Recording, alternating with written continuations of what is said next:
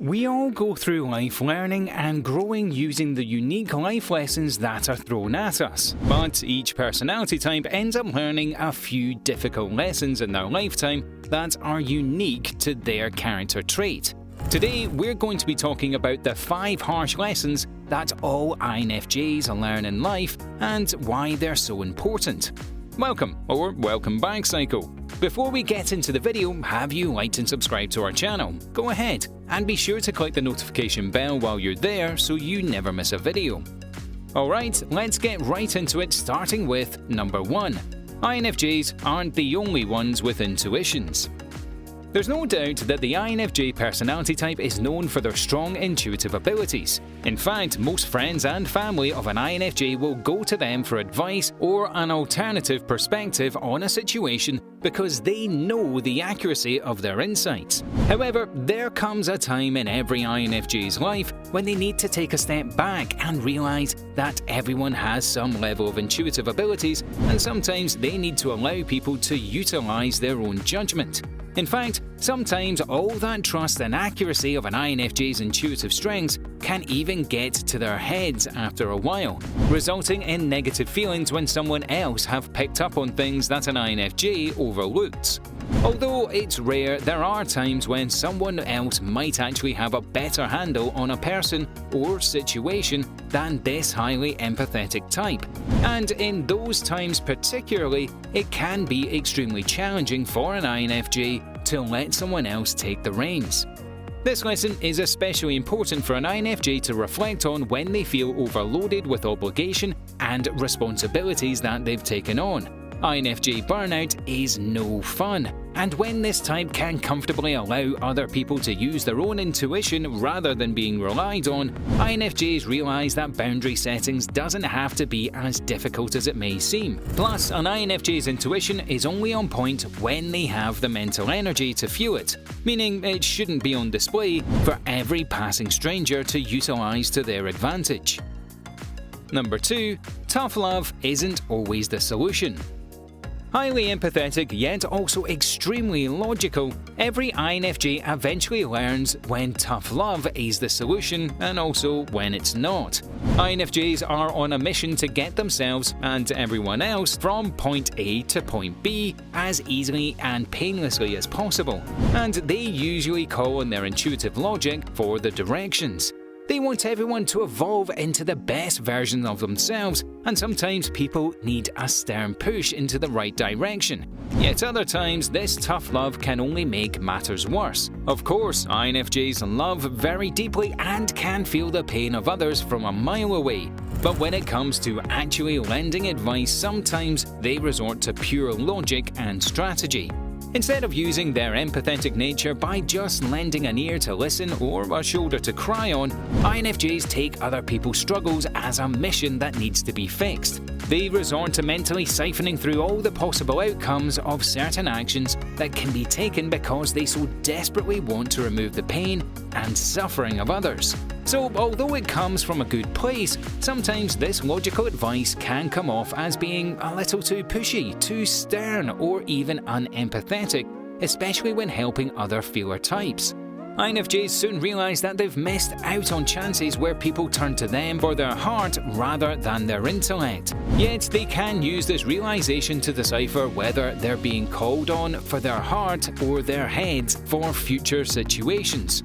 Overall, INFJs eventually learn that their introspective insights aren't always needed, and that hugs and reassurance can go a long way. Number 3. People understand INFJs more than they think. INFJs have this stigma of being the total black sheep, outcast, misunderstood member of society, which is surely accurate, but only to a certain extent. Being one of the most extroverted of the introverted Myers-Briggs types, the INFJ has the ability to connect with people on a seemingly deep level, but oftentimes they will still leave most deep conversations having shared almost nothing about themselves. They can trust someone completely, yet still only reveal themselves in stages, ultimately never really opening up fully. Now, it's not far-fetched to say that INFJs can and are misunderstood for their insights and opinions on a regular basis. But ironically, their hesitancy to explain themselves sends them on a never-ending cycle of first feeling misunderstood and then second, unwilling to feel understood. This cycle is not only painful for the INFJ, but can also be hurtful for their loved ones who so desperately want the INFJ to feel understood and accepted. So the lesson here is not everyone is as close-minded and judgmental as the INFJ seems to think. Once this personality type realizes that their complexity is neither a strength nor a weakness, and that everyone feels misunderstood on some level, they can begin putting a little more trust into people around them. And over time, they'll become pleasantly surprised at how relatable some of their deepest misunderstandings really are. Number 4. A big heart requires big boundaries.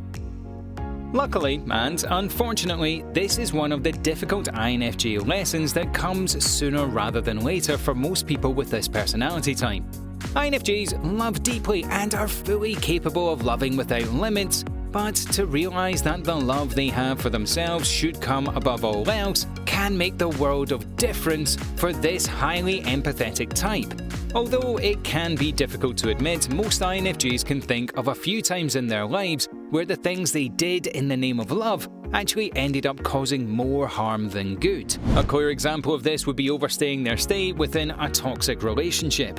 But aside from unhealthy romantic relationships that some INFJs seem to get magnetized to, this personality type also needs to be aware of when their unconditional love begins seeming conditional.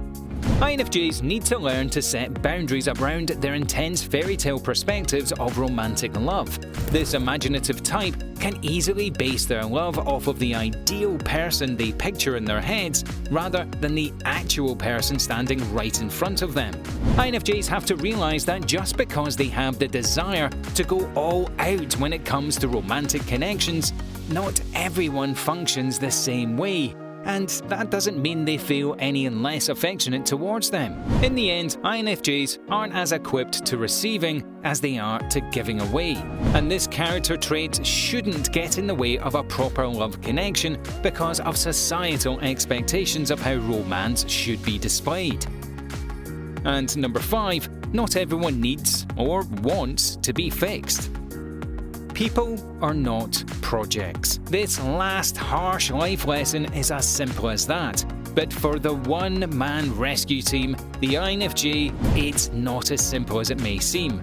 INFJs have an unexplainable and oftentimes seemingly involuntary need for helping people that comes from not only their empathetic hearts, but also their perfectionist minds. Of course, this unique trait definitely has its positives that set the INFJ apart from the majority of the world. But it also requires some serious boundaries. As good as their intentions might be, it's not the INFJ's job to push everyone to meet, kicking and screaming to their greatest potential. In fact, it's not even an INFJ's job to make the judgmental call that someone needs help in the first place. Just because someone isn't living their life using the potential an INFJ sees within them, it doesn't necessarily mean they want to be utilizing their potential anyway. In other words, there's no help in forcefully helping an old lady across the street when they weren't interested in going in that direction. The rewarding feeling of relating to someone enough to be able to help them in the way they need to be helped is a feeling like no other for the INFJ personality type. In fact, so much so that it can become addicting if not monitored with set boundaries. It can become so consuming that caring and empathetic end of things are set aside because INFJs are so focused on the next steps that need to be taken. This means there's little time for celebrating the achievements of the people we're helping, making room for improvements, but not for reassurance or even a simple good job along the way. This is when strength does more harm than good. Well, that's it for today, Cycles. So, if you're an INFJ, comment down below which lessons you've already learned. Don't forget to leave us a like, share this video with your friends, and also subscribe to our channel for more psycho videos.